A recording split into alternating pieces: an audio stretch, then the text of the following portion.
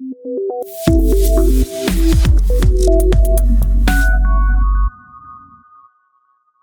the next subtask, what we will be doing is, I think you can recall that a couple of tasks back, we saw how the computer randomly chooses from a list.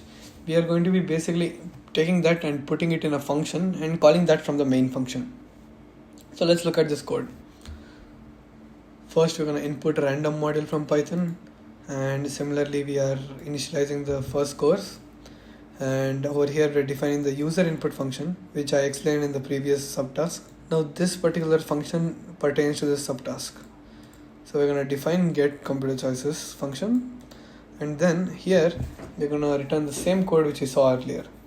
Return random.choice from this particular list.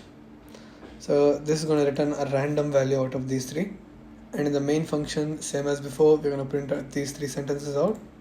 N over here is basically, to tell the compiler to go to the next line while printing. Like let's say I give \n, it's gonna simply go on to the next line. And then again we're initializing n equal to 0 while n less than 3.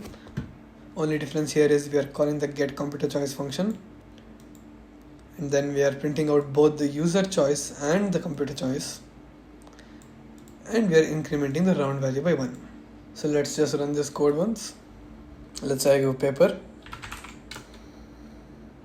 let's say I give rock, and let's say I give scissors. So as you can see, it's going on for 3 times because you have 3 rounds. Let's submit this code once.